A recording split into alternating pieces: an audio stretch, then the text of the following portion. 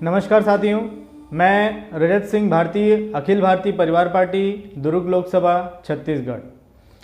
साथियों, आज जो विषय है हमारा वो है आज़ादी का अमृत महोत्सव को लेके।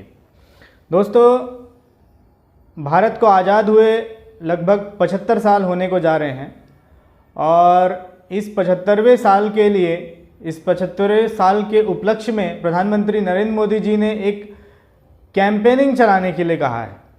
ये कैंपेनिंग में क्या है कि पोस्ट कार्ड कक्षा चौथी से लेके 12वीं के जितने भी छात्र हैं, चाहे वो सीबीएसई बोर्ड के हों या फिर स्टेट बोर्ड के हों, उन सारे छात्र छात्राओं को ये बोला जाएगा कि पोस्ट कार्ड प्रधानमंत्री जी को भेजें जिसमें प्रधानमंत्री जी का महिमा मंडन किया हुआ हो, एप्रिसिएट किया गया हो प्रधानमंत्री जी के द्वारा उनके किए गए कार्यों के लिए। तो दोस्तों, मैं ये कहना चाहूँगा कि पहली बात तो ये कि अगर किसी ने काम किया है, अगर कहीं अच्छा काम हुआ है तो उसका महिमा मंडन करने की खुद से ज़रूरत नहीं पड़ती, लोग खुद ही कर देते हैं। और हमारे नेता आज के जो हैं वो कुछ इस प्रकार से हैं कि खुद के लिए महिमा मंडन कराने के लिए एक अलग से ही कैंपेनिंग करते हैं। प्रधानमंत्री जी को 2014 से पहले यदि आप देखें, उनका जो भाषण है, उनका जो बयान है, वो आप देखेंगे कि अब की बार मोदी सरकार, बहुत हुई पेट्रोल डीजल की मार, अब की बार मोदी सरकार। क्या हुआ पेट्रोल और डीजल का? आज की डेट में 100 से ऊपर हो गए हैं, जिसमें राज्य सरकार और केंद्र सरकार टैक्स पे टैक्स वसूले जा रही है। 150 गुना हम टैक्स दे रहे हैं। बहुत हुआ महंगाई की मार, अब की बार मोदी सरकार। क्या हुआ महंगाई? आज हर एक व्यापारी से लेके, स्टूडेंट से लेके, आम जनता से लेके, गरीब से गरीब आदमी से लेके अमीर से अमीर आदमी भी परेशान है। अमीरों का तो पता नहीं, लेकिन मिडिल क्लास आदमी ज़रूर परेशान है इस महंगाई से। और व्यापारी परेशान है, किसान परेशान है, बेरोजगार परेशान है, हर आदमी परेशान है।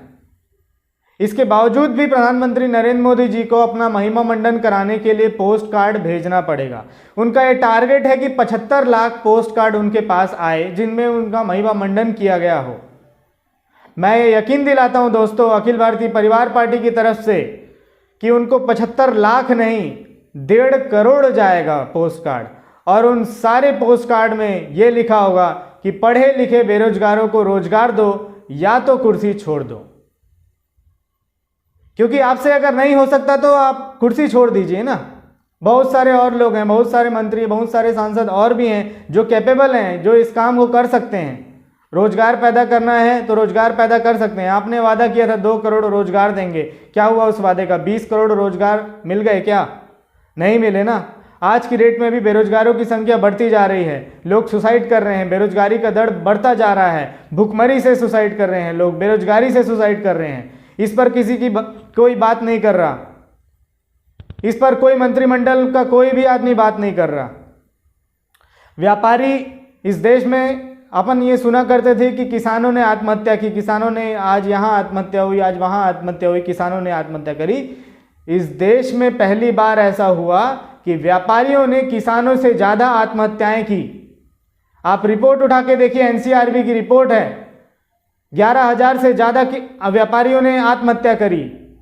किसानों की अगर बात करें तो 10,000 से ज़्यादा किसानों ने आत्महत्या करी। भुखमरी के लोग शिकार हैं, बेरोजगारी के लोग शिकार हैं, और मोदी जी कहते हैं पकौड़े तलना भी रोजगार है। इस तरह की राजनीति कब तक चलेगी दोस्तों?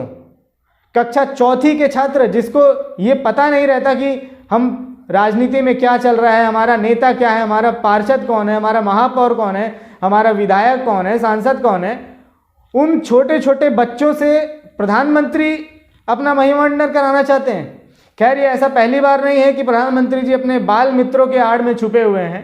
ये और भी पहले भी हुआ है काफ़ी बार कि वे अपने बाल मित्रों का सहारा ले लेते हैं।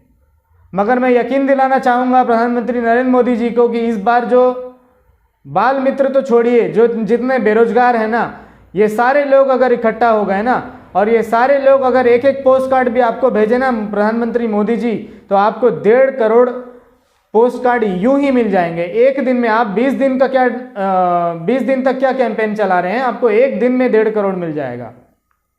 आप उठाइए तो सही। आप ये बोलिए ना कि जो बेरोजगार हैं वो लोग मुझे रोजगार मांगने के लिए पोस्ट कार्ड भेजे। देखिए कितने पोस्ट कार्ड आते हैं आपको, जितना आपका टारगेट है उससे 10 गुना ज़्यादा आपको पोस्ट कार्ड आएगा। भूखमरी से शिकार लोगों के लिए ये आप बोल दिए ना कि पोस्ट कार्ड भेजें, भूखमरी से शिकार लोग पोस्ट कार्ड भेजेंगे तो आपको पता चलेगा कि क्या है इस देश में भूखमरी की हालत। गरीबों से पूछिए, बस्तियों में जाइए, तब आपको पता चलेगा। व्यापारियों से पूछिए।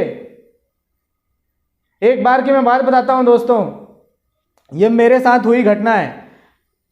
मोदी जी कहते हैं कि डिजिटल इंडिया हो गया, डिजिटलाइजेशन को प्रमोट किया हमने, डिजिटल इंडिया कर दिया। पेमेंट की जब बात आती है, एक व्यापारी से मैंने कुछ सामान लिया। वो व्यापारी, अब चूंकि मंगलवार का दिन ऑफ रहता है, यानी कि दुकानें जो हैं वो बंद रहती है, मैंने कुछ सामान उससे खरीदा और सामान खरीदने के बाद मेरे पास इतने पैसे नहीं थे कि मैं उसको कैश दे पाऊँ, तो मैंने कहा कि फ़ोन पे से मैं कर देता हूँ। मुझे आश्चर्य हुआ ये सुन के कि व्यापारी ने कहा कि फ़ोन पे मत करिए, अगर कैश है तो कैश दे दीजिए, क्योंकि फ़ोन पे अगर करेंगे तो ये सीधा मेरे अकाउंट में जाएगा और मेरे अगर अकाउंट में गया मंगलवार के दिन तो 20,000 रुपये का मेरे को फाइन देना पड़ेगा। ये ऐसी स्थिति हो चुकी है व्यापारियों की इस देश में दोस्तों। यही है कि हमारी केंद्र सरकार जो कहती है कि अब बहुत हुई महंगाई की मार, अब की बार मोदी सरकार, बहुत हुआ भ्रष्टाचार, अब की बार मोदी सरकार, यानी आप हर किसी का गला दबा रहे हैं।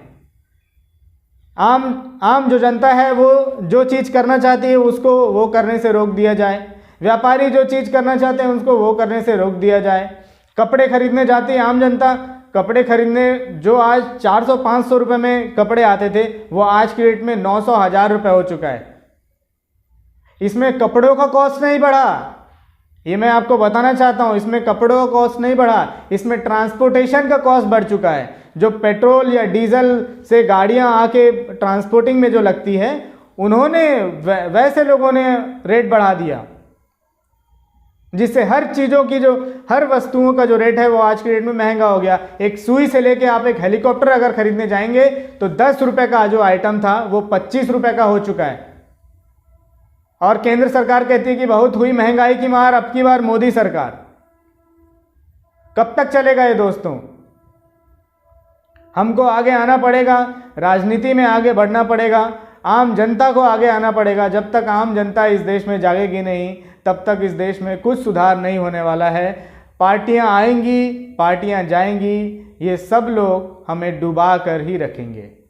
अगर आप कर्ज के बारे में बात करेंगे तो कर्ज देखेंगे 2014 से पहले भारत पर कितना कर्ज था और आज की डेट में भारत पर कितना कर्ज हो चुका है। पर कैपिटा इनकम जरूर बढ़ रही है दोस्तों, पर कैपिटा इनकम जरूर बढ़ रही है, लेकिन वो पर कैपिटा इनकम में गरीब मजदूर नहीं आ रहे। वो सब उनके व्यापारी मित्रों का पर कैपिटा इनकम बढ़ रहा है, मंथली इनकम जो है उनके व्यापारी मित्रों का बढ़ रहा है। आपने देखा होगा जियो का फूड स्मार्ट पॉइंट आपने देखा होगा, जिसमें रिलायंस कंपनी ने भी फल सब्जियां वगैरह बेचना शुरू कर दिया था। ये एक प्रकार से कृषि के ऊपर भी जो इनके जो मित्र हैं, व्यापारी मित्र हैं, वो कृषि के ऊपर भी अपना हाथ आजमाना चाहते हैं दोस्तों। और इसीलिए इन्होंने काले जो कृषि कानून लाए थे वो तो मजबूरन मोदी जी को वापस लेना पड़ा, क्योंकि किसान आंदोलनरत थे, जिनको प्रधानमंत्री जी ने आंदोलन जीवी कहा, परजीवी कहा।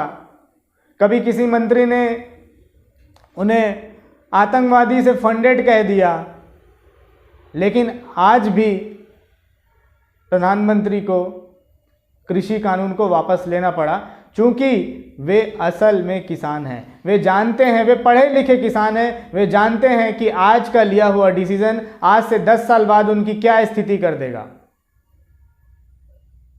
और वैसी बेरोजगारों की जो स्थिति है वो भी होती जा रही है। दिन ब दिन जो बेरोजगार हैं वो और गिरते चले जा रहे हैं, उनका जो स्तर है वो गिरते चले जा रहे हैं। आम जनता का जो लिविंग स्टैंडर्ड होता है, जो 2014 के पहले हुआ करता था, वो लिविंग स्टैंडर्ड आज की डेट में गिरता चला जा रहा है। जिस गरीब मिडिल क्लास फैमिली की हैसियत सोफा सेट खरीदने की होती थी, वो आज की डेट में कुर्सियों से काम चला रहा है। ये हकीकत है, ये हकीकत। क्योंकि आपने कुछ नहीं किया, आपने केवल अपने जो व्यापारी मित्र हैं बड़े बड़े उद्योगपति जो हैं उनके लिए आपने पॉलिसी बनाई। यदि आम जनता के लिए आप यदि पॉलिसी बनाए होते तो आम जनता को सड़कों पर नहीं आना पड़ता। आज की डेट में भी अगर जंतर मंतर पर जाएंगे तो बहुत सारे लोग आज भी आंदोलनरत हैं, लेकिन चूंकि मीडिया भी गोदी मीडिया हो चुका है, इसलिए आज की डेट में मीडिया भी आपको सच नहीं दिखाना चाहता। मगर मैं ये बात पूरे भरोसे के साथ कहना चाहता हूँ दोस्तों, हम सच दिखाएंगे, हम सच बोलेंगे और आगे आने वाले समय पे हम नेताओं को भी सच दिखाएंगे कि उन्होंने क्या किया और उसका रिजल्ट क्या निकला, क्या आउटपुट मिला उनके किसी डिसीजन से।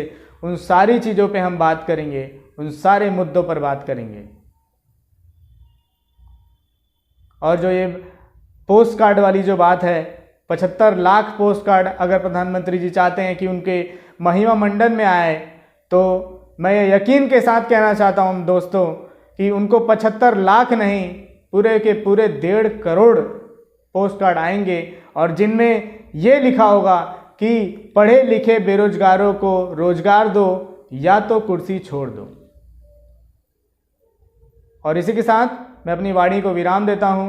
जय हिंद, जय भारत।